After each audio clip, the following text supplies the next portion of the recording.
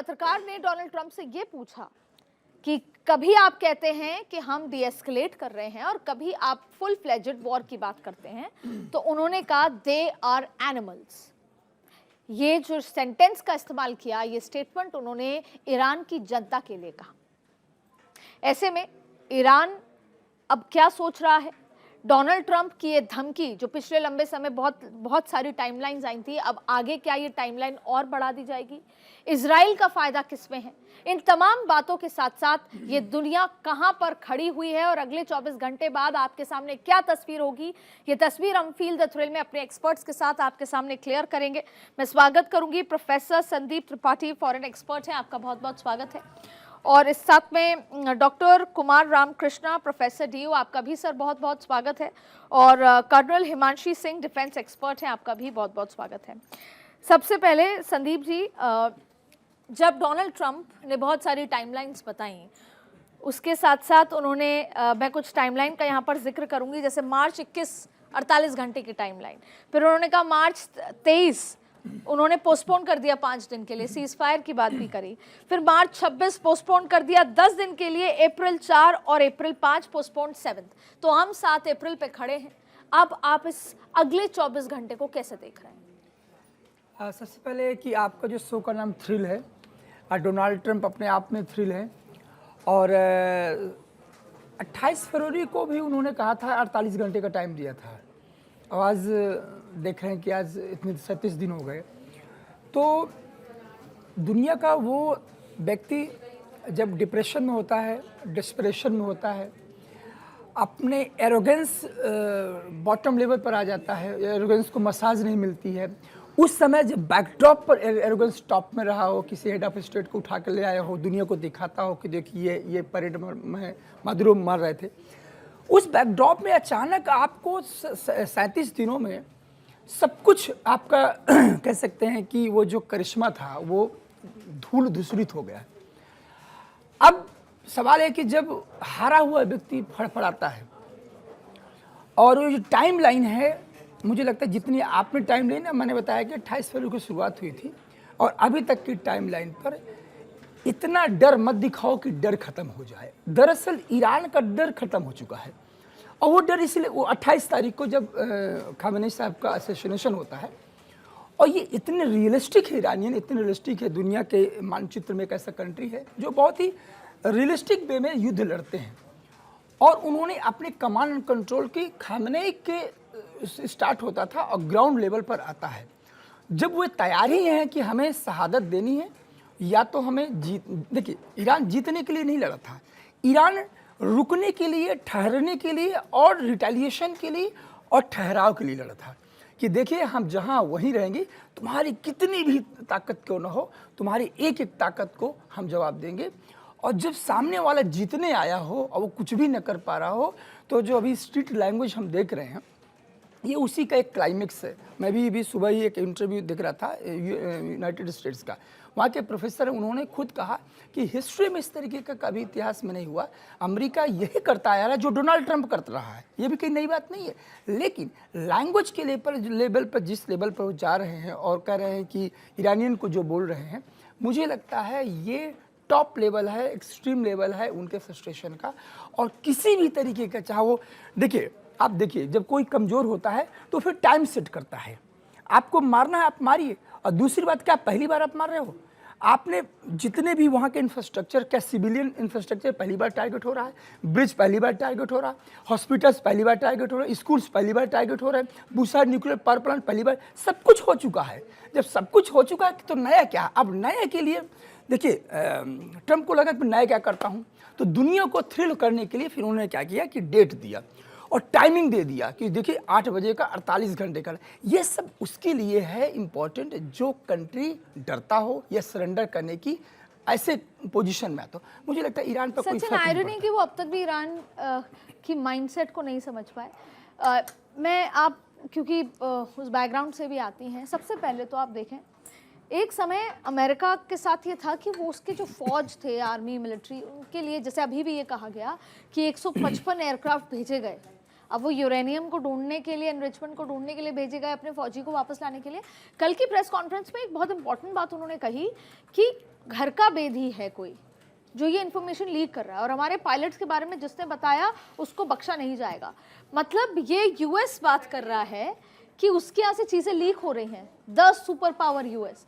दूसरा, उस super power US के प्रेसिडेंट को गाली देनी पड़ रही है, उस सुपर पावर यूएस को टाइमलाइन देना पड़ रहा है, और उनको ये कहना पड़ रहा है कि किसी जो पीस की बात कर रहा था, ह्यूमैनिटी की बात करने पे नोबेल प्राइज की बात हो रही थी, वो किसी एक देश के सिविलियंस को, लोगों को एनिमल कह के बोल रहा है। कौन, जैसा सर ने कहा, लेकिन मैम आगे किस तरीके से आप इस पूरे को देख रहे हैं कि एयर डोमिनेंस नहीं बचा। आपकी सुप्रीमेसी हो सकती है एयर में, पर डोमिनेंस खत्म हो चुका है आपका। आपके A-10 से लेकर F-15, F-35 सब कुछ ध्वस्त कर दिए। बिल्कुल आदित्य, देखिए जो पिछले 3-4 दिन में ही जो अमेरिका का नुकसान हुआ है, 400 बिलियन से ज़्यादा के इनके जहाज ईरान ने गिराए हैं, और इस चीज़ को खुद ही एक्सेप्ट कर रहे हैं। दूसरी बात जो आप कह रही हैं कि जिस तरह की अनपार्लियामेंट्री लैंग्वेज का ट्रंप जो इस्तेमाल कर रहे हैं, देखिए अगर कोई भेड़िया भेड़ की खाल ओढ़ ले तो वो भेड़ नहीं बन जाता है। तो आप साधुवाद का जितना भी मंत्र दुनिया को देना चाहें, लेकिन अगर आप साधु नहीं हैं तो कहीं ना कहीं आपका वो आवरण गिरता है। अमेरिका की हमेशा से ये कोशिश रही है कि पूरे वर्ल्ड को उसने कंट्रोल करना है एनी हाउ। यही हमने इराक में देखा, जहां उन्होंने वेपन ऑफ मास डिस्ट्रक्शंस की बात की थी। यही हमने बाकी सारी जगह में देखा। देखिए लीबिया की बात कीजिए, आप अफगानिस्तान की बात कीजिए, आप वर्ल्ड में कोई भी कंट्री उठा के देख लीजिए। अगर हम ISIS की बात करें, अलकायदा की बात करें, बोको हरम की बात करें, कहाँ से इनका जेनेसिस है? इट इज़ बिकॉज अमेरिका ने कहीं ना कहीं किसी कंट्री में किसी रीज़न से इंटरफेयर किया और फिर अपने आप को पीछे खींचने की कोशिश की। आप कहते हैं कि हिजबुल्लाह, हमास, हुती ये टेररिस्ट ऑर्गेनाइजेशन है जिनको ईरान सपोर्ट करता है, लेकिन आप जो करते हैं आप उस पर हमेशा पर्दा डाल रहे हैं। ईरान जो कर रहा है वो डंके की चोट पे कर रहा है, खुल के कर रहा है, और यही एक बात है। देखिए जो मैन ऑफ ऑनर होता है, जो कंट्री ऑफ ऑनर होता है, वो संयमित भाषा का प्रयोग करेगा। ये आपके वैल्यूज़ को दिखाता है, ये आपकी अपब्रिंगिंग को दिखाता है। एक उतने बड़े संवैधानिक पद पर बैठकर एक गरिमामयी आपकी उपस्थिति होनी चाहिए, न सिर्फ सोशल मीडिया पे बल्कि हर एक आपकी बातचीत में, आपके लहजे में। वो कहीं ना कहीं अमर्यादित भाषा का प्रयोग करके डोनाल्ड ट्रंप ने दिखा दिया है कि the war has spiralled out of his control. किसी भी तरीके से अमेरिका भले ही मिलिट्री माइट की बात करता हो, लेकिन उसके काबू में ये है नहीं। देखिए युद्ध जज्बों से लड़ा जाता है। आपके पास कितना भी आधुनिक साजो सामान हो, लेकिन अगर आपके पास जज्बा नहीं है, आप वो युद्ध नहीं जीतेंगे, आप लड़ भी नहीं पाएंगे। ईरान क्यों लड़ रहा है? क्योंकि उसको पता है कि उसके लिए आज ये अस्तित्व की लड़ाई है। अगर वो झुक जाता है तो जो रोज़ रोज़ उसको धमकियां मिल रही थी, और जिस तरीके से 1979 से पहले भी अमेरिका ने जो कोशिश की है, वहाँ पे शाह को बिठाया, और खुमैनी के बाद से वहाँ के जो इनके रिश्ते थे वो ख़राब होने शुरू हुए। उससे पहले तो अमेरिका बहुत प्यार करता था ईरान से, इजराइल भी बहुत प्यार करता था। तो अचानक क्या हुआ? अचानक ये हुआ कि जब आपके हाथ से वो अंकुश निकल गया, तब आपने हर तरीके से ये छलावा क्रिएट करने की कोशिश की है। और वेस्टर्न मीडिया का इसमें बहुत बड़ा हाथ है कि वो ईरान को एज अ विलेन पोर्ट्रे करता है। देखिए ईरान की जो मजलिस है, ईरान की जो मजलिस है, उसमें ऑलमोस्ट 90% जितने भी उनके संवैधानिक पदों पर बैठे हुए लोग हैं, सब एजुकेटेड है, PhD हैं, नैनो टेक्नोलॉजी से लेके साइंस तक की वो बात करते हैं। उनकी औरतें मिसाइल बनाती हैं, लेकिन ये उसका रूप दुनिया को नहीं दिखाया जाता है। उसका सिर्फ हमास, हुती, हिजबुल्लाह यही दिखाया जाता है, या उनको IRGC का जो आतंकवाद है उसकी बात की जाती है। तो कहीं ना कहीं जो पर्दा है वो अब धीरे धीरे गिर रहा है। लोगों को समझ में आ रहा है कि जो अमेरिका रोज गोल पोस्ट चेंज कर रहा है, एक तरफ आप रिजीम चेंज की बात कर रहे थे, दूसरी तरफ ऑन रिकॉर्ड आप एक्सेप्ट कर रहे कि हमने हथियार भेजे थे जो कुर्दिश आप लोगों को इन्वॉल्व करने की कोशिश कर रहे थे, तो आप वो भी बात कर रहे हैं कि आप अंदर सत्ता को हिलाने की कोशिश कर रहे हैं। आप एक सिविल वॉर लाने की कोशिश कर रहे थे जो ईरान ने बखूबी दबा दिया, और आप लोगों से प्रॉमिस कर रहे थे help is on the way. Which help? आज आप बात कर रहे हैं, जो आपने अभी मुद्दा उठाया कि हम उनके इंफ्रास्ट्रक्चर को ख़त्म करेंगे, एनर्जी हो या ब्रिज हो, तो क्या आप जनता की मदद करना चाह रहे हैं? आप उस जनता जिसका वॉर में कोई लेना देना नहीं है उसको तबाह करना चाह रहे हैं? So this shows the vicious face of the regime which is there in America. तो डोनाल्ड ट्रंप कहीं ना कहीं अपना असली रूप जो है दुनिया को दिखा रहे हैं। जैसे कि रावण सीता का अपहरण करने आया था तो साधु के वेश में आया था, लेकिन जब जैसे ही उसको सीता जी हाथ में आई और वो अपने रूप में आ गया, तो ट्रम्प वही कोशिश कर रहे हैं। पहले वो कोशिश करते हैं कि डेडलाइन डेडलाइन, लेकिन ये एग्जैक्टली हम जो इंग्लिश नॉवेल्स पढ़ा करते थे बचपन में, जिसमें the good aunt who has evil face behind. पर मैं सर आपसे समझना चाहूँगी, जैसे अभी मैडम ने भी कहा कि जो कुर्दिश उन्होंने, मतलब ये इतना बड़ा एक्सेप्टेंस, ये फ्रस्ट्रेशन में ही होता है कि जो जनवरी में हुआ खामेनेई रिजीम, उस समय अमेरिका को लगा होगा रिजीम तभी चेंज हो जाएगी, हमने हथियार भेजे, हथियार पहुँचे नहीं, कुछ हुआ। लेकिन मैं इसको भारत से जोड़ती हूँ। ये सुनने के बाद मुझे रियलाइज़ हुआ कि एक बार प्रधानमंत्री मोदी के मुंह से निकला था कि ये मेरा व्यक्तिगत नुकसान हो सकता है।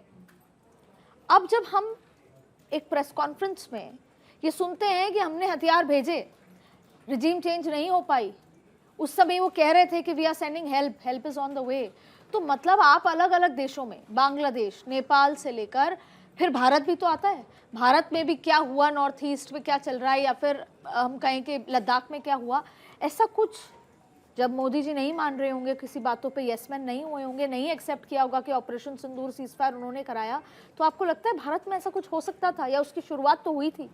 वो तो भारत के 140 करोड़ लोग खड़े रहे साथ, जैसे आज ईरान में खड़े हैं। आप एक चीज़ बताइए, ये इंडिया का डेमोक्रेसी इतना कमज़ोर है क्या?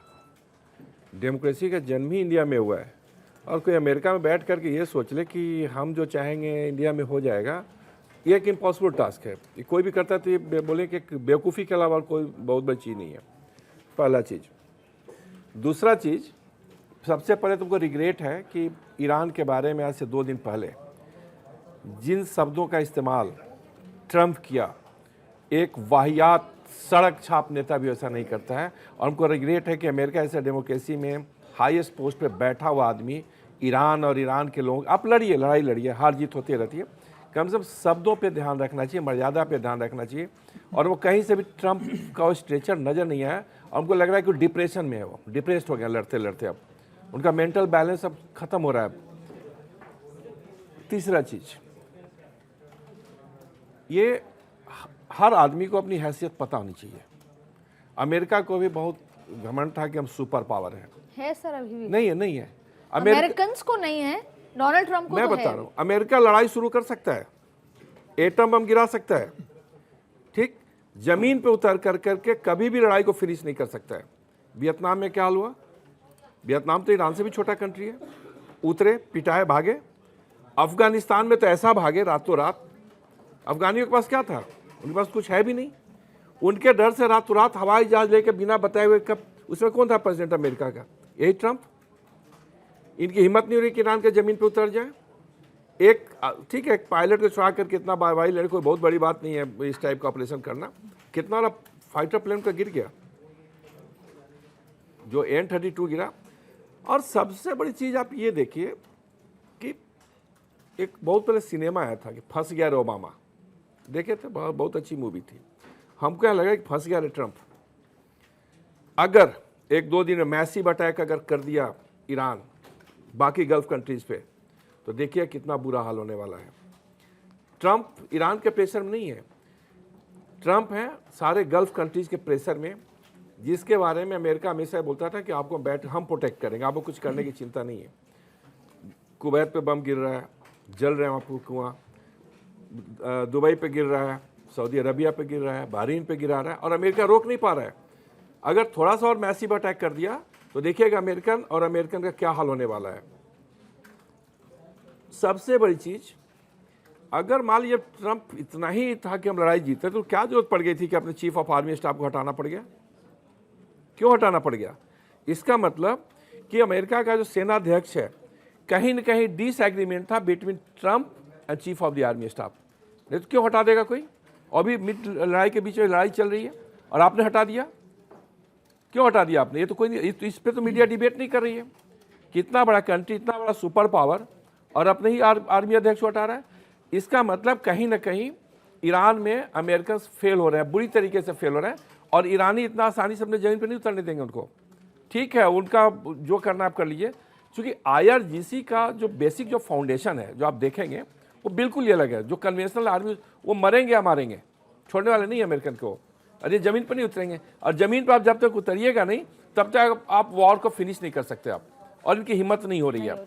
संदीप जी, आपको लगता है कि ये फ्रस्ट्रेशन जो है, ये ओपन डिस्कशन है, हम सब पार्टिसिपेट कर सकते हैं, कि ये जो फ्रस्ट्रेशन है ये किसी ईरान या किसी स्पेसिफिक नहीं है, ये नेटो कंट्रीज़ के ऊपर है, ये यूनाइटेड किंगडम्स के ऊपर है कि जब हमने हेल्प मांगी उस समय, इतने बड़े इतने पुराने अलाइज हैं, हेल्प मांगी और नहीं मिली, तो ऐसे में आप पहले तो यही सवाल बार बार जो मेरे दर्शक जानना चाहते हैं कि अगले 24 घंटे में या तो दो चीज़ें होंगी, ट्रंप और इजराइल, जैसे आज सुबह भी बहुत ज़बरदस्त हमला ईरान के ऊपर हुआ, सबसे टेंशन की बात या चिंता की बात है साउथ पावर्स पर जो हमला होगा, सबसे बड़ी गैस फील्ड है जिसका कतर भी पार्टिसिपेंट है, तो उससे क्या रेपरकशन होंगे। और दूसरा ये कि what ever said and done, NATO के साथ आगे ट्रंप का क्या रिश्ते रहने वाले हैं। जो पहला आपका सवाल है, अभी लास्ट में जो आपने सवाल किया नेटो का, नेटो के बारे में काफ़ी दिनों से मैं काफ़ी कुछ बोलता आया हूँ, और इस पूरे 37 दिनों में एक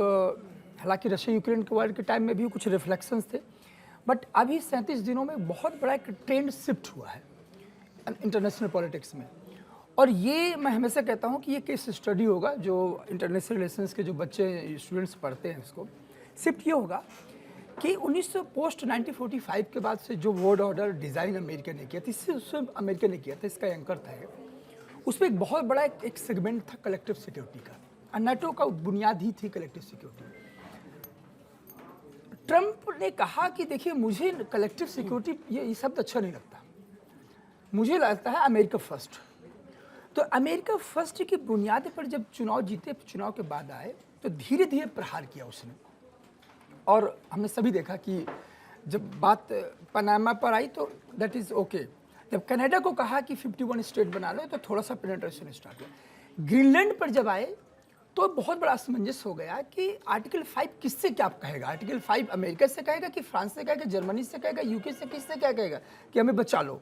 डिफेंसिव, ये नेटो डिफेंस की बात करता है कि हमें डिफेंस करना है, ऑफेंस की बात ही नहीं करता। तो किससे डिफेंस करना है? उसी से करना है जिसने शपथ ली थी, जिसने प्रतिज्ञा की थी, जिसने डिज़ाइन की थी कि हम पर अटैक आएगा तो हम आपको बचाएंगे। और अटैक कौन कर रहा है? अटैक खुद कर रहा है पहला। अब थोड़ा सा मैं इस ईरान पर आता हूँ। देखिए कि जो पार्टनर्स है, स्पेन ने क्या किया, बोला कि एयर स्पेस बंद कर देंगे आपका, एयर जो मिलिट्री एयरबेस था उसकी तो उस स्वप्न था, उसको भूल जाइए। फ्रांस ने कहा कि एयर स्पेस बंद कर देंगे। तो फ्रांस के बारे में क्या बोला, मैक्रोन को ट्रंप ने क्या बोला कि आपकी बीवी जो है ना बहुत ज़्यादा वो मारती है, थप्पड़ मारती है, और अभी तक दर्द से उबर नहीं पा रहे हम। ये मैक्रोन के लिए। कीर स्टारमर ने कहा अपने यूके की जनता से कि देखिए मेरे यहाँ की जो आवाम है ना, ये सिर्फ अपनी नेशनल सिक्योरिटी के लिए, ये किसी कलेक्टिव सिक्योरिटी मतलब अमेरिका की महत्वाकांक्षा के लिए यूके की जनता नहीं है। इसके बाद मैं आपको आता हूँ पोलैंड पर। पोलैंड से कहा कि आप यहाँ से जो हमारे एयर डिफेंस सिस्टम इसको हटा के यहाँ लगा देते हैं। आप इतने बड़े पावरफुल थे। नहीं, मैं आपको इसमें एक चीज़ ऐड करना चाहूँगा थोड़ा सा, कि नेटो का जब क्रिएशन हुआ था किस लिए हुआ था, किससे ज्वाइंट खतरा था? रसा से। सर थोड़ा सा मैं पॉइंट करने पे वो हो जाएगा, डिटेल हो जाएगा, थोड़ा सा let me complete my point. तो इस पूरे सिंड्रोम में 37 दिनों में ये पहली बार ऐसा हुआ है कि नेटो के जो कंसेप्ट था, जो फिनोमिनल कंसेप्ट था यूनिटी का, कलेक्टिव सिक्योरिटी का, वो पूरी तरीके से डिसमेंटल हो। First point. और इसीलिए फ्रस्ट्रेशन बार बार है कि आइए स्टेट ऑफ हार्मुज खुलवाते, ओपन करते हैं, वो नहीं आ रहे, फिर फ्रस्ट्रेशन चढ़ जाता है। फिर कहते हैं तेल तो मेरे पास है, तेल मेरे पास, तेल लेने तुम जाओ, तेल तो मेरे पास है। वो कहते हैं नहीं, ओके यदि हमें तेल ही नहीं होगा तो 40 कंट्री की एक मीटिंग होती है, वहाँ पर सारे लोग बैठते हैं कि स्टेट ऑफ हार्मुज को कैसे रीओपन करें, और अमेरिका को एक्सक्लूड करते हैं वहाँ पर। तो इस तरीके से कह सकते हैं कि जो एलाइज का कंसेप्ट, जो देखिए दो चीज़ होती थी, या तो आपके एलाई होते तो राइवलरी होती। इसने क्या किया है, इसने एलाइज को ट्रांजेक्शनल बना दिया है। ट्रम्पियन जो पॉलिटिक्स है उसने क्या किया, एलाई को ट्रांजेक्शनल, यानी दुनिया में अमेरिका का कोई एलाई नहीं होगा, दुनिया में जो भी होंगे उसके ट्रांजेक्शनल पार्टनर होंगे। तो और ये वो भी सब पहले अमेरिका के लिए काम करें और उसके बाद व्हाटएवर यू गेट। तो ये कह रहे हैं क्यों काम करें, क्यों काम करें, हम इनके लिए क्यों काम करें। आप यू वर एडिंग। हम ये बोले थे आपसे कि जब आप कलेक्टिव सिक्योरिटी की बात करें तो आप नाटो के फाउंडेशन पे जाइए। आप कलेक्टिव सिक्योरिटी किससे नाटो को चाहिए था, किससे खतरा था? नाटो के जितना भी कंट्री है इंक्लूडिंग अमेरिका, रसा से था। रसिया यूएसएसआर तो अब रहा नहीं है, ठीक। अब ये हटने के बाद तो नाटो का एज सच रिलेवेंसी खत्म हो गई है। नाटो इसलिए नहीं बना था कि उसको ईरान से लड़ना है, इराक से लड़ना है, या मिल करके पूरे दुनिया को एक्सप्लॉइट करना, लड़ेंगे हम लोग सब मिल करके। अब प्रॉब्लम क्या हो गई पूरे वर्ल्ड ऑर्डर में, जो जियोपॉलिटिक्स जितना सारा चल रहा है, हर देश अपना अपना फायदा और नुकसान देख रहा है। आज यूक्रेन और रसिया में जो वार हो रहा है और जो सैंक्शन लगा दिया रसिया के ऊपर, आपको पता है कितना प्रॉब्लम हो रहा है वहाँ पे गैस सप्लाई में, ऑयल सप्लाई में। जाके जर्मनी से देखिए क्या हाल हो रहा है पे। वो लोग इस फेवर में नहीं है कि हम रसिया पे सैंक्शन लगाए, क्योंकि आप सैंक्शन लगा देंगे और जो आपका डिपेंडेंसी है, आप अकेला कुछ नहीं कर सकते। आप हर कंट्री को, हर कंट्री से कुछ न कुछ चाहिए। और गैस और पेट्रोल तो एकदम लाइफ लाइन है पूरी दुनिया की, तो आप उसको इग्नोर नहीं कर सकते। तो इसलिए जो नेटो है ईरान को लेकर करके प्रॉब्लम है कि अगर गैस संकट हो गया, आप इंडिया में देखिएगा, अभी देखिए वार शुरू है, हर घर में जिनके पास गैस या सिलेंडर, 2-2 सिलेंडर है, एक चूल्हा में लगा हुआ है और एक खाली, और एक मतलब एक भरा हुआ है। ये जब सिलेंडर खत्म होने दीजिए अभी आप, फिर पता चलेगा अगर 1 महीना और खुदा न खास्ते लड़ाई छिड़ गई, फिर देखिए कितनी बड़ी क्राइसिस होने जा रही है।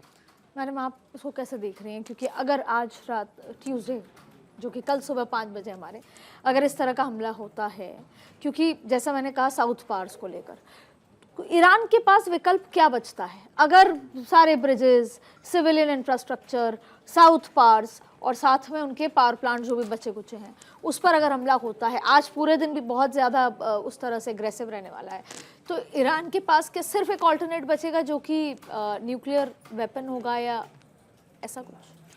देखिए, जो अभी हम डिस्कस कर रहे थे अबाउट नाटो ऑल्सो, देखिए पहले वर्ल्ड था वो यूनिपोलर था, लेकिन पिछले कुछ समय से बाइपोलर था। अब कुछ समय से अमेरिका को लगता है कि उसने यूनिपोलर वर्ल्ड बना दिया है, कि जो भी है अमेरिका का एक छत्र राज है। इसमें क्या हो रहा है, देखिए प्रॉक्सीज बहुत सारे हैं। ईरान जो है, मैं ये नहीं कहूँगी कि रशिया का प्रॉक्सी है, लेकिन अगर अमेरिका ने चाइना को वेनेजुएला में पटखनी दी है, रशियन 2 टैंकर्स को पकड़ के रखा है, तो एक तरीके से उसने ये बताने की कोशिश की कि रशिया ख़त्म हो गया, चाइना कुछ कर नहीं सकता है। लेकिन ये वैसे प्लेयर हैं जिसको कहते हैं हमारे यहाँ के जो गुदड़ी के लाल टाइप लोग होते हैं ना, कि जिनके अंदर बहुत सारी लेयर्स होती हैं लेकिन ऊपर से बिल्कुल साफ़ सुथरे दिखते हैं। इस समय अभी 40 दिन के लिए चाइना ने येलो सी के आसपास अपना एयर स्पेस बंद कर दिया है।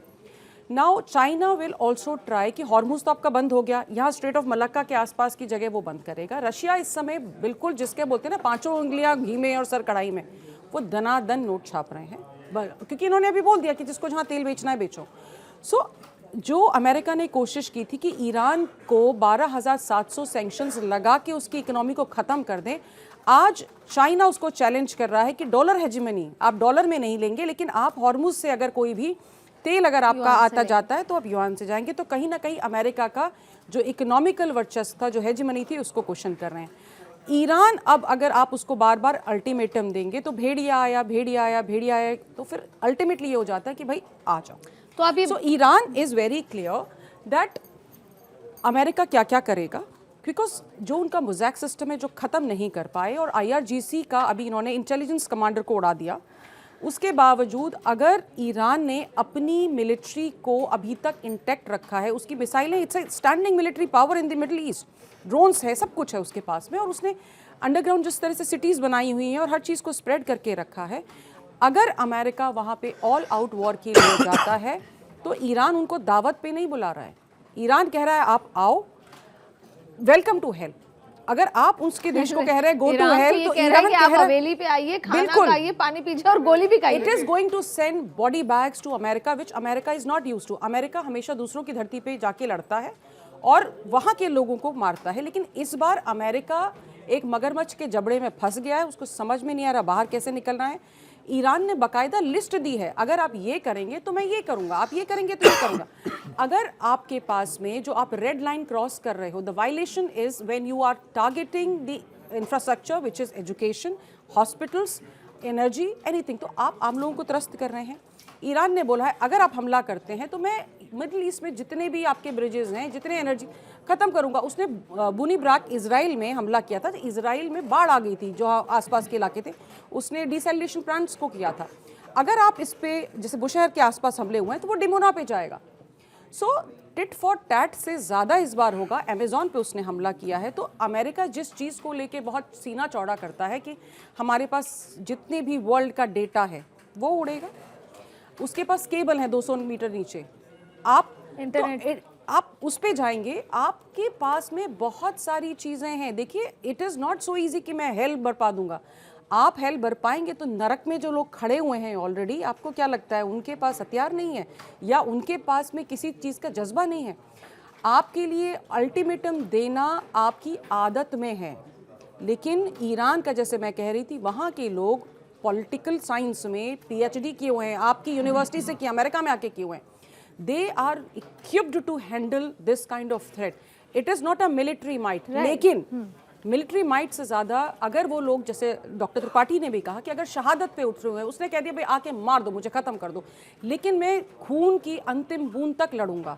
आप ऐसे लोगों से नहीं लड़ सकेंगे, क्योंकि जिनके पास में अगर वो जज्बा है, उनकी औरतें, बच्चे, उनके आदमी, हर तरह के 12 साल के बच्चे को वो बिल्कुल, बिल्कुल, तो वो तैयार हैं। फिर भी मैं, जैसे मेरे दर्शक बहुत ही आसान भाषा में एक चीज समझना चाहते हैं कि अगर और ज्यादा अटैक होता है, ब्रूटल अटैक ईरान पे, तो ईरान के लिए हम कहते हैं they have nothing to lose, but still it is a country, लोग हैं वहां पर, भले ही साथ खड़े हों, अब तो उस आइडियोलॉजी के साथ खड़े हैं, 12 साल के बच्चे महिलाओं सब खड़े हैं, फिर भी फर्ज कीजिए आज शाम को वॉर रुक जाती है, तो when Iran will look back तो कुछ नहीं है, ही हैज टू रीस्टार्ट, और अनदर 15 तो मतलब मुझे लगता है 15 या 20 साल या 2 डिकेड तो मिनिमम लगेंगे टू रीबिल्ड एवरीथिंग। तो Iran has also lost its ground.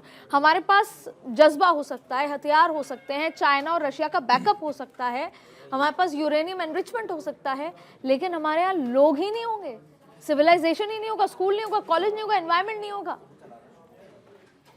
देखिए 2 पॉइंट है। आपका जो इशारा है उस तरफ है कि ईरान में जो तबाही आई है या तबाही हो चुकी है, या वॉर के बाद जब एक पोजीशन होगी देखने की बैक में, तो हमारे पास बचा क्या? 2 चीज़ें होती है। एक तो स्वाभाविक है, ईरान 40 साल से इस बात के लिए तैयार था मेंटली, और कई बार उसने युद्ध भी लड़े, इराक से हुआ, कुवैत से। तो जब मुझे ये मालूम है कि मुझे मरना ही है, पहली बात 2 चीज़ें हैं, या तो मैं सरेंडर कर दूं और अमेरिका किसी व्यक्ति को वहाँ बैठा करके फिर ईरान को अपने हिसाब से चलाए, पहली शर्त हो गई, या तो जो भी बचा है सब कुछ नष्ट हो जाए। उनकी फिलॉसफी है ये है कि जो भी कुछ बचा नष्ट हो जाए, हम जहाँ भी जाएंगे लेकिन अपने आँखों के सामने जिंदा ईरान को घुटने टेकने नहीं देंगे। ये ईरान का एक सिविलाइजेशनल इथोज है। वो बार बार कह चुके हैं कि एक तरफ 250 साल का कंट्री है, नेशनहुड है, और हमारे पास 1000 साल का 1000 ईयर्स का नेशनहुड है, 2 तरफ का नेशनहुड है। तो जो 1000 ईयर्स का नेशनहुड है वो इतना आसानी से सरेंडर नहीं करेगा। तो 2 चीजें बस इसी में एक यही 1000 साल का नेशनहुड खत्म भी तो हो रहा है। नहीं, इट्स ओके मतलब नस्लें खत्म हो जाएंगी। नहीं, ईरानियन जब एक्सेप्ट कर लिए हैं, देखिए ये हमें चिंता हो सकती है भारत में कि सब कुछ नहीं बचेगा, this is a psychological warfare. लेकिन जब ईरानियन तैयार है इसके लिए, जब आज की न्यूज आपको बता दूं, जिस ब्रिज पर अटैक करने के लिए पिन पॉइंटेड ट्रंप ने कहा, उसी पर वहां जाके म्यूजिक कॉन्सर्ट होने वाला है, म्यूजिक करने वाले वहाँ पर है। आप उनकी बहादुरी को, उनको हिम्मत को देखिए कि देखिए क्या होता है कि एक तरफ होगा वैसे भी मरना ही है, अमेरिका जब आएगा तो क्या इनको छोड़ेगा? जब अपना किसी व्यक्ति को वहाँ बैठाएगा, किसी भी अपना पपेट को बैठाएगा, तो IRGC जितने भी फैनेटिक्स हैं वहाँ पर अमेरिका के नज़र में, उन सबको मारेगा, एक एक करके मारेगा। तो उनको लगता है कि हम जब मरना ही है तो इससे अच्छा कि हम युद्ध लड़ें, शायद यहाँ से बच जाए। और हो सकता है, फिर से आपको बता दूँ कि इस वॉर में आपने एक बहुत अच्छा पॉइंट किया था कि कहाँ जाएंगे, सब कुछ डिस्ट्रक्शन हो जाएगा। ये पहला ऐसे वॉर होगा, स्पेशली मैं एनर्जी सिक्योरिटी की बात करूँ, यदि 73-79 पर जब पॉलिटिकल एम्बार्गो लगा था एनर्जी सिक्योरिटी का, वो पॉलिटिकल डिसीजन था, बहुत ज़्यादा परेशानी आई थी। इस बार जब सब कुछ शांत हो जाएगा, सेटल डाउन होगा, तो सिर्फ ईरान नहीं है, ये मैं हमेशा कहता हूँ, ये पूरी तरह से ग्लोबल इकॉनमी तबाह होगी, और अभी भी हो रही है, फिर तबाह होगी। आपने रास अफगान का जिक्र किया, आपने साउथ पार्ट्स का जिक्र किया, ये वैसे डिस्ट्रक्शंस है कि बहुत सालों लगेंगे। और वैसे भी क्यूमुलेटिव रिसेशन फील अभी तो नहीं होता पर डे, पर जब ये सब कुछ शांत हो जाएगा उसके बाद जो हिट होगा, दुनिया की चिंता, इसलिए दुनिया ये कह रही है। मैं आऊंगी उस पार्ट पे भी कि दुनिया क्या, लेकिन सर हाँ, मैं आपसे मतलब ये कैसे हुआ, या हम जब समझें, डिकोड करें इसको। फर्स्ट डे तो उन्होंने अनाउंस कर दिया that we have won the war, regime change, Khamenei मर गए, खत्म, हमने सारे टॉप लोगों को मार दिया। और फिर बहुत सारे बयानों के पीछे उन्होंने कहा कि आई डोंट केयर, 1% ऑयल नहीं आता है हॉर्मुज से, so you take care of your oil, हम आएंगे पीछे से बट यू डू इट, आप अपनी सुरक्षा कीजिए।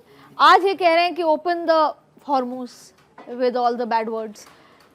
तो नाउ द वॉर इज कि हॉर्मुज खोल दो, यही है। देखिए, अमेरिका तो गया था ईरान का रिजीम चेंज करने। हमको लगता है ऐसा नहीं किया कि अमेरिका का रिजीम चेंज हो जाए। अभी इलेक्शन होने वाले हैं वहाँ पे, क्या पता कहीं ट्रम्प को ही, मिड टर्म, क्या पता कहीं ट्रम्प को ही हटना पड़ अच्छा, जाए। एक इंपॉर्टेंट बात सर आई है, मैं तीनों से चाहूंगी, ऐसा कोई मिड टर्म में तो प्रेसिडेंट इलेक्शन से रिलेटेड तो कुछ नहीं है नहीं, होता। उसके पास नो कॉन्फिडेंस लाया जा सकता है, उसको हटाया जा सकता है। कि इस ये एक और उसमें भूल रही हूँ शायद, तो आर्टिकल कौन सा आर्टिकल 50 होता है, क्या होता है, जिसमें वहाँ की जनता ही कह सकती है to prove the president mad and remove him, ऐसा कुछ है। I have read in one of the वो आर्टिकल्स तो कहीं पे भी है कि अगर प्रेसिडेंट अगर मैड हो ही जाए, मानसिक संतुलन अगर बिगड़ जाए, तो कहीं पे भी हटाया जा सकता है। वो तो ऑब्वियस है, वो हम उसकी बात नहीं कर रहे हैं। हम ट्रम्प का हम इसलिए बता रहे हैं कि आप हॉर्मुज की बात बोलिए है। ट्रम्प तो कितना बार बोल चुका है कि हम तो 24 घंटे में खुलवाने जा रहे हैं, 20 घंटे में खुलवाने जा रहे हैं। Nobody also said I don't care और whether it is open or आपका not. इतना पावरफुल नेवी है, इतना पावरफुल नेवी है, दुनिया का सबसे बेस्ट नेवी है, एक पर एक नेवी है, और हिम्मत उनकी हो गई कि अब्राहम लिंकन को बैक करना पड़ रहा है, उनको पीछे हटाना पड़ रहा है। हॉर्मुज में क्या जाएंगे? हिम्मत है तो अमेरिका को पहले हॉर्मुज में जाना चाहिए। जो सर कह रहे हैं, मैं उसमें एक चीज ऐड कर दूं सर। 5th फ्लीट बहरीन में रहती है अमेरिका की, जिसका काम सिर्फ हॉर्मुज को खुलवाना है। उसके साथ में यूके की रॉयल नेवी है। इससे पहले भी ईरान ने वहां पर मरीन माइंस लगाई थी। इट इज नॉट कि for the first time time it is ये हो happening, रहा है, yes, जिसको बाद में यूके की नेवी ने हटाया था। तो आपका 5th फ्लीट जो बहरीन में आपने डेरा लंगर डाल के रखा हुआ है, वो क्या कर रहा है? हिम्मत नहीं है ना, उनकी हिम्मत नहीं है जाने के लिए। सो इट चले इज जा, हॉर्मुज में घुस तो जाए पहले खुद American seat. It is a joke. और वो क्या बोला कि नाटो को बुला रहा है। सर, जब मरने मारने की बात है, मैं फिर समझना चाह रही हूँ, जब मरने मारने की ईरान की तरफ से बात है कि हम अपनी पूरी सिविलाइजेशन इरेडिकेट करने के लिए, वे आप खत्म करने के लिए, त्यागने के लिए, इस बार जो भी उनके जन्नत जाने के लिए, तो क्या वो nuclear uranium power with the help of Korea और रशिया और चाइना यूज कर सकते हैं क्या अदिति, सर? मेरी बात सुन लीजिए आप। आज के तारीख में एटम बम गिराना इतना आसान नहीं है किसी भी कंट्री के लिए, मैं बता दूं, इतना आसान नहीं है। और अमेरिका में कोई नहीं गिरा सकता है क्या? जब आप देख रहे कि इजराइल इतना, कौन सा एक डोम बना रखा है, आयरन डोम, इतना सारा आयरन डोम है, फिर भी नहीं रोक पा रहे हो। 3 लेयर्स हैं आयरन डोम में। हाँ, वही सारे लेयर फेल हो गए, तीनों लेयर खत्म है। सारे लेयर फेल हो गए। अमेरिका भी तो पूरा आयरन डोम बना रखा है, कुवैत का, बहरीन का, सारे जहां जहां उसका है, वहां पे नहीं गिर रहा है क्या? उसका थाट नहीं उड़ा दिया क्या ईरान? ये वॉर दुनिया को सिखला रहा है। वॉर टैक्टिक्स अब आने वाले कल बदलने वाला है। आप हवाई जहाज है तो लिए रहिए, आप ऊपर ऊपर घूमते रहिए आप। अब तो F-35 भी गिरा दिया ईरान, इससे बड़ी बेइज्जती क्या होगी अमेरिका की? तो वॉर टेक्निक भी इस लड़ाई के बाद पूरा दुनिया का बदलने जा रहा है। अब देखिएगा, अब ड्रोन का काम शुरू होने वाला है, मिसाइल का लोग काम शुरू हो रहा है, अब हवाई जहाज पे भरोसा नहीं रहा। इजराइल अदिति देखो, जो अभी इन्होंने F-35 F-15 गिराए थे, उसमें PIR का यूज हुआ था, पैसिव इंफ्रारेड, यानी कि अब वो हीट से आपके जहाजों को पकड़ रहे हैं। So the entire dynamic is changing. War technology बढ़ा रहा है, वही मैं उसके बोल रहा हूं। अलावा सबसे बड़ा जो संकट है वो विस्थापितों का संकट हो रहा है। ईरान में जो तेहरान और बड़े बड़े शहर हैं, वहां से लोग ऑलरेडी गांव की तरफ चले गए थे जब उनको पता था। More than 34 lakh people have been displaced. Lebanon में 10 लाख से ज्यादा लोग डिस्प्लेस हुए हैं, इवन इजराइल में। हाँ, नहीं, एक चीज और बता दूं। सो आप ईरान पे अब अटैक किए हैं, और ईरान इसकी तैयारी 10 साल पहले से कर रहा है। उसको पता था कि एक न एक रोज हमको अमेरिका इजराइल से भिड़ना है। इतना लंबा चौड़ा बंकर पूरे का जाल बिछा दिया पूरे ईरान में कि इनको समझ में नहीं आ रहा कि कहाँ से सारा मिसाइल निकल रहा है, पकड़ नहीं पा रहा अमेरिका। उसके अलावा देखिए, डिस्प्लेसमेंट जो लोगों का हुआ है वो इसीलिए लोग गांव की तरफ क्यों गए हैं कि उनको पता था कि this kind of war will be waged against it. Iran में आप बार बार कह रहे हैं कि हम डिसैलिनेशन प्लांट खत्म कर देंगे, वो अपना पानी उनका डिसैलिनेशन प्लांट से 3 या 4% आता है। आप कह रहे हैं हम अटैक करेंगे उनके पावर प्लांट्स पे, 400 से ज्यादा वहां पर ग्रिड्स हैं, आप एक एक ग्रिड पे जाके बम गिराएंगे। सो ईरान हैज डिसेंट्रलाइज्ड। ईरान में फिर भी ड्रिंकिंग वाटर प्रॉब्लम नहीं होगा, लेकिन बाकी गल्फ कंट्री That is हो what I'm सकता है saying. अच्छा, अगर एक वहां और पूरा बात है कि कि it is अभी not तक so तो simple डिफेंसिव पॉलिसी के साथ ईरान चल रहा है कि आप आएंगे तो मार देंगे, फिर हम मार देंगे। पर मारेंगे कहाँ? हमने गल्फ कंट्रीज में मारा, हमने यूएस के। मेरे इनोसेंट सवाल है मेरे लोगों के, इसलिए मैं अभी बहुत सारे उन सवालों पे आऊंगी जो उन्होंने पूछे हैं मेरे दर्शकों ने। तो ईरान क्या कभी सीधा अमेरिका पे अटैक कि भाई आज इफ नॉट कहीं पर मेन सिटी पर कहीं आसपास ऐसा कहीं हो सकता है अटैक? देखिए, उसके जो मिसाइल से खुर्रम मिसाइल है, उसका रेंज है 4000 किलोमीटर। हाँ। तो अभी तक जो मेरा जो एनालिसिस है कहता है कि जो उसके पास है वो इजराइल तक पहुंच रहा है। हमने डियोगी गार्सिया देखा, ये दैट Yes, मीन्स कि रीच है, रीच बढ़ रही हाँ, है, रीच है, बड़ी- 6000 4000 तक रीच है।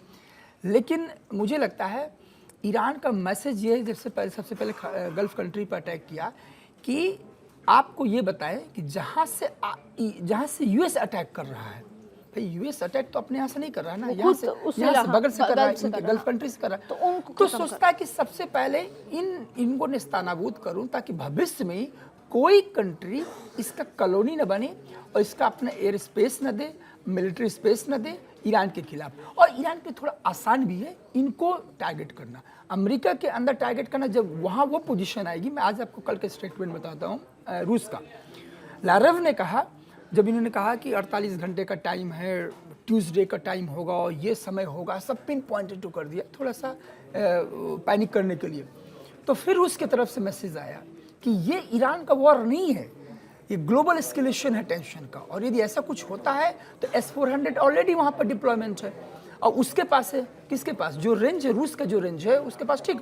और सबसे एग्जाम्पल अभी आपने देखा होगा क्यूबा का जो पहले ऑयल टैंकर गया रूस की तरफ से, खुला चैलेंज करके गया कि आप ब्लॉकेट कीजिए ना, हम भेज रहे हैं, हम उस कंट्री को भेज रहे हैं जिसको आपने ब्लॉकेट किया था।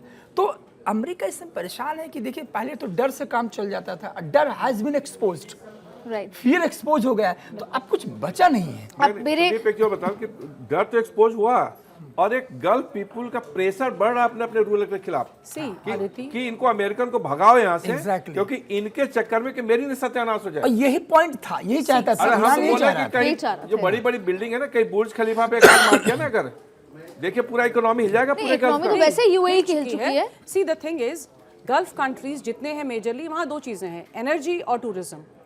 एनर्जी आपकी बाहर जा नहीं पा रही है, अगर वो कोशिश कर रहे हैं कि भाई हम यहाँ से भेज देंगे, तो वहाँ पे हूती बैठे हुए हैं।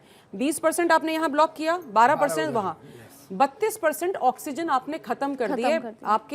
आप लद्दाख पहुँच गए ऑलरेडी, आपके फेफड़े वैसे ही जवाब दे रहे हैं। So that is the kind of pressure का हालत ये है Yes. कि गल्फ कंट्री की हिम्मत नहीं रही सब मिल करके ईरान पे अटैक करें, बगल में है ना। Exactly. आपने सुना है कुवैत पे इतना ईरान मारा, कुवैत की तरफ कोई अटैक हुआ, सुना है अच्छा, आपने? अब मेरे 10 मिनट बचे, तो मेरे कुछ दर्शकों के सवाल का जवाब। सबसे पहले तो आपसे ये पूछना चाहती हूँ कि किसी का एक बहुत इनोसेंट सवाल है कि हम तो सोच रहे थे कि हम विश्वगुरु हैं, तो अब इस पूरी लड़ाई में हम कहाँ खड़े हैं? क्या है? एक मध्य प्रदेश से एक सवाल ये आया है कि हम तो सोच रहे थे कि हम विश्व गुरु हैं, इस पूरे युद्ध में, इस पूरी दुनिया के हालात में भारत कहाँ खड़ा है? देखिए, बहुत अच्छा सवाल किया है और यही इंडिया के लिए एक टेस्टिंग टाइम था ये, और इसके लिए हम गवर्नमेंट ऑफ इंडिया को पर्सनली हम अप्रिशिएट करेंगे। अप्रिशिएट इसलिए करेंगे कि एक तरफ इजराइल को ही बैलेंस कर रहा है, दूसरी तरफ ईरान को ही बैलेंस कर रहा है। और देखिए, आपका जहाज फिर भी हॉर्मुज से आ रहा है, एक तो नहीं कम से कम 10 जहाज गैस ले करके यहाँ पे आ गया। ये एक आपको बता रहा है आपका कि आपका रिस्पेक्ट कहाँ कहाँ है और कैसे, और आपका जो एक पॉलिटिक्स है, एक ट्रस्ट वाली पॉलिटिक्स है कि आपके ऊपर ईरान भी ट्रस्ट कर रहा है और इजराइल जैसा कंट्री भी ट्रस्ट कर रहा है, तभी तो हॉर्मुज से आपका शिप आ रहा है। अगर हॉर्मुज से अगर 10 शिप नहीं आएगा, चाहे कल में अगर गैस सप्लाई रुक जाएगी तो कितना बड़ा प्रॉब्लम होगा। अमेरिका को ही टेंशन है कि चाइना का जा रहा है जहाज, इंडिया का जहाज आ रहा है, बाकी का जा रहा है, बाकियों का नहीं जा रहा है। तो इस कंटेक्स्ट में बोले कि जो अभी जो तो हम विश्व गुरु हैं, विश्व गुरु को है नहीं, उस दिशा में हम सही काम कर रहे ठीक हैं है। और गवर्नमेंट उसको परफेक्टली हैंडल कर रही है। तो मैं अच्छा, एक बोलूंगा और सवाल आया कि क्या चुनाव के बाद कोई लॉकडाउन जैसी स्थिति होगी? नहीं, दोनों पर सवाल पर आता हूँ, क्योंकि पहला सवाल बहुत इंपॉर्टेंट है, विश्व गुरु को। एक्चुअली हम ये क्यों इतना ज्यादा एस्पायरिंग कर लेते हैं अपने आप को? विश्व गुरु का मतलब ये नहीं, सर, लोगों को तो उसी पर एस्पायर करने के लिए मजबूर किया जाता है। वो तो अपनी रोजमर्रा की जिंदगी जी रहे हैं हम बेचारे। उसी पर आ रहे हैं, मैं लोगों पर ही आ रहा हूँ। लोगों को थोड़ा समझना पड़ेगा कि जो डिप्लोमेसी है मतलब वो ऐसे नहीं चलती है। डिप्लोमेसी के लिए थोड़ा सा एग्जांपल दूंगा, थोड़े से फैक्ट एंड फिगर्स के साथ। इस अमेरिका ने भारत को डिस्टेबलाइज करने की कोशिश की पिछले 2 सालों में। आप देखिए, आप बांग्लादेश को देखिए, आप नेपाल को देखिए, आप श्रीलंका को देखिए, पाकिस्तान तो परमानेंट है। ये नहीं चाहते कि भारत स्टेबलाइज रहे। अब इनकी कोशिश रहे कि भारत किसी न किसी जोन में जाकर के, वॉर में जाकर के इन्वॉल्व हो जाए।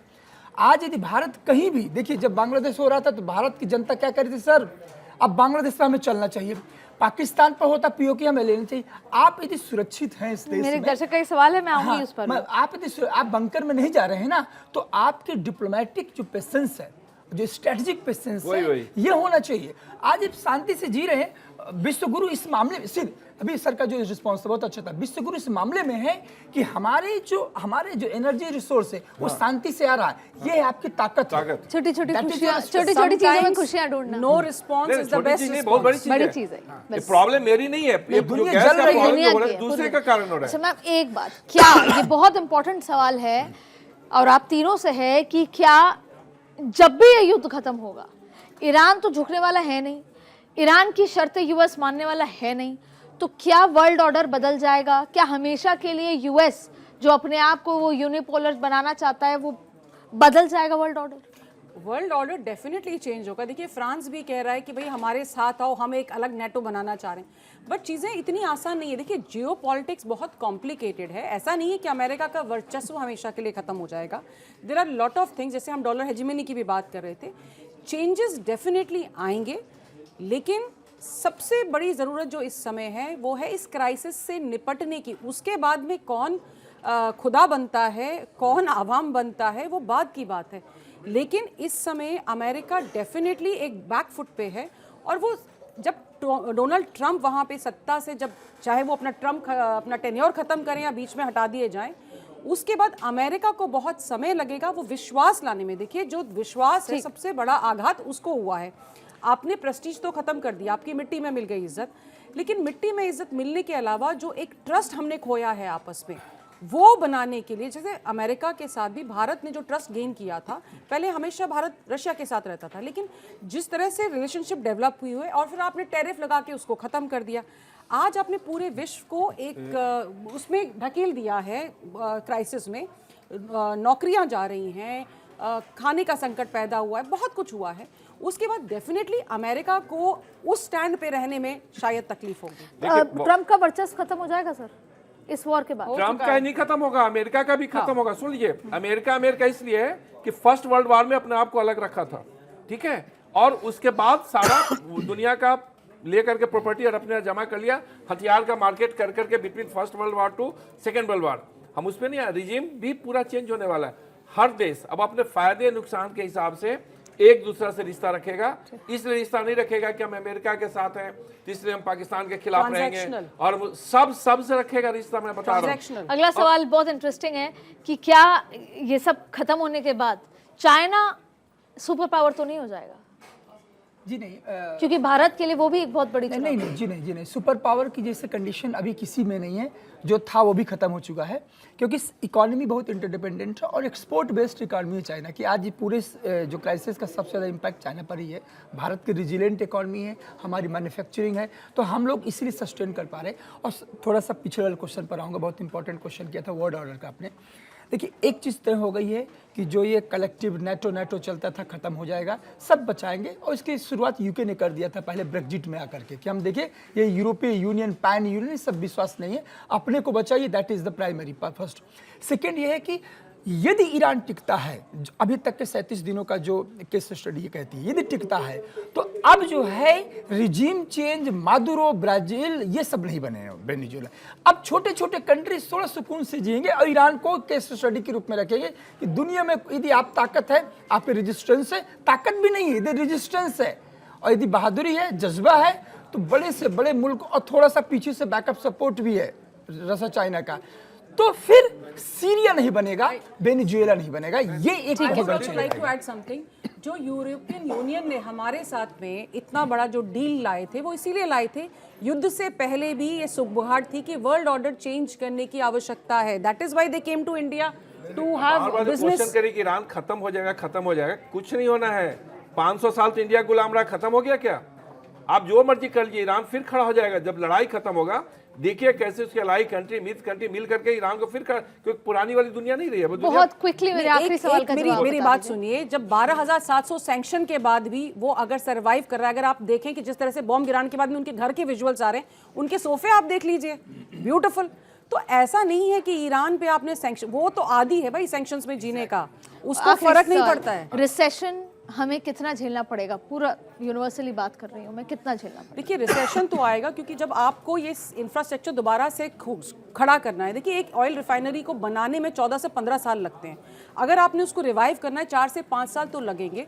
विश्व वैसा नहीं रहेगा, एनर्जी फ्लो उतने जल्दी से सेम स्पीड पे नहीं आ जाएंगे जैसे पहले थे। तो कम से कम, जो मेरा एनालिसिस है, मैं गलत भी हो सकती हूँ, कि 6 से 7 महीने मिनिमम हमें जो लाइंस हैं उनको सुधारने में लगेंगे, और उसके बाद में हम बात कर सकते हैं। नहीं, रिसेशन तो आएगा, लेकिन Definitely इंडिया आएगा। के लिए अपॉर्चुनिटी भी रहेगा। मैं बता दूं, आपदा में अवसर। वर्ल्ड के लिए रहेगा रिसेशन, इंडिया के लिए इतना बड़ा रिसेशन नहीं होने जा रहा, मैं बता दूं। और सबसे बड़ा एग्जाम्पल दे रहे हैं, जब आपके यहाँ लॉकडाउन लगा था कोरोना के टाइम में, पूरे दुनिया की क्या हालत हुई थी, और हम उसमें भी कितना परफेक्टली सर्वाइव किए। अगर हमारे पॉलिटिकल सिस्टम ठीक रहा, सब कुछ ठीक ठाक रहा, और अगर सही रास्ते पर अगर हम चल रहे हैं, तो रिसेशन आपको बहुत बड़ा मौका देने जा रहा है, क्योंकि इंडिया में इसका बहुत बड़ा इम्पैक्ट रिसेशन का पड़ने वाला नहीं है। आप सभी का इस चर्चा में जुड़ने के लिए बहुत बहुत शुक्रिया। आज की चर्चा में आप सब शामिल हुए, लेकिन कुल मिला के बात एक चीज़ समझ आई कि जब आप वोट करने जाते हैं, मुझे लगता है कि अमेरिकन जो हैं हर दिन घर में बैठकर मन में सोचते होंगे कि जब वोट करने गए थे तो ऐसा क्या हुआ कि हमने ट्रंप को चुन लिया।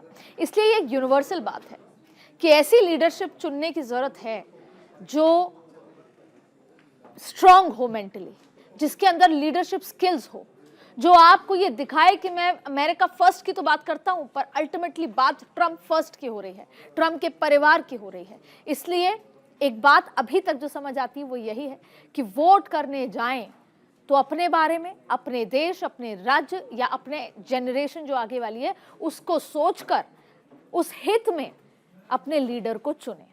और दूसरी सबसे इम्पॉर्टेंट बात यह है कि हम खुशनसीब हैं कि हम भारत में जन्मे हैं, क्योंकि बहुत सारी आपदाएं आई, भारत की 140 करोड़ लोगों की वजह से, अच्छी लीडरशिप की वजह से हम सुरक्षित भी हैं और हम अपनी ज़िंदगी को सुरक्षा के साथ आगे जी भी रहे हैं।